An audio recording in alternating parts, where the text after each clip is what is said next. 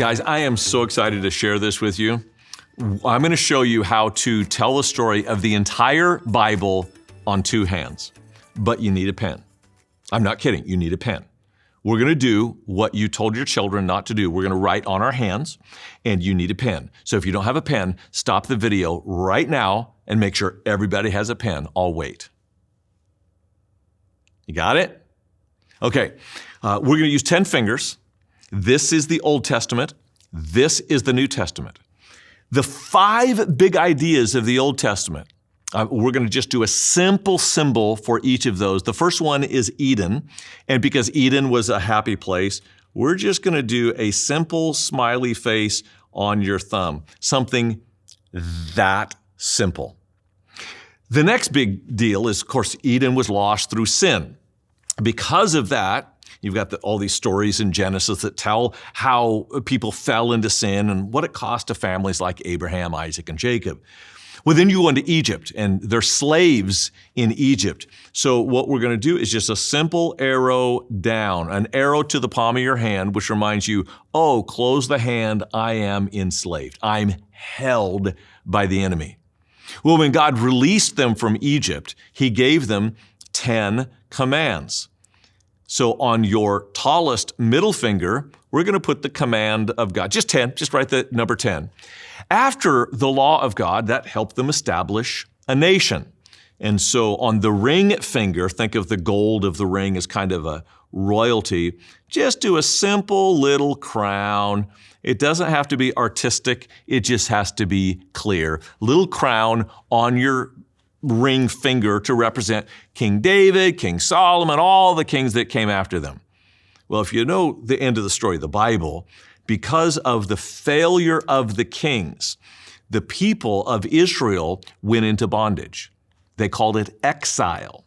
So I am going to just put an X on this little finger. It wasn't the biggest part of the Old Testament, but 70 years, it was a long time if you're the ones in exile. So X is for exile. So here's the whole Old Testament. Like the big ideas. Genesis starts in a garden, happy place. Then it goes into slavery because of sin.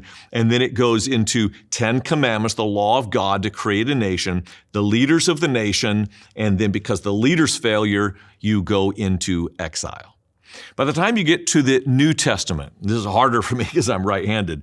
We're going to start with the pinky, and we're just going to put a cross because the death of Jesus is how the New Testament begins. That's Matthew, Mark, Luke, and John. And then we go into after Jesus, the story of the resurrection. That's how the Gospels end. Because the tomb is empty, I'm just going to do a 0. Just like that represents the open tomb, okay? And then the largest finger on this hand, Jesus, because of His death and resurrection, He took away all the law of the Old Testament, but replaced it with 2 laws, to love God and to love people. Love God, love people. So L represents love. 2, our commandments are now 2 commandments, love God, love people.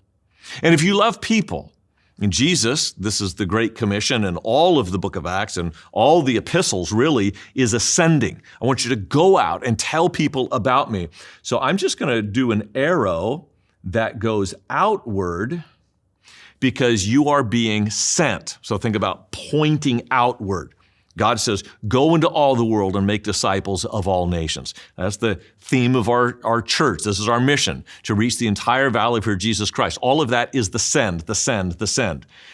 And ultimately, when we go out and tell people about Jesus, when all tongues and tribes and nations have heard sufficiently, only God can determine that, we are going to see Jesus come back, and He's going to take us into heaven, and heaven is basically Eden restored.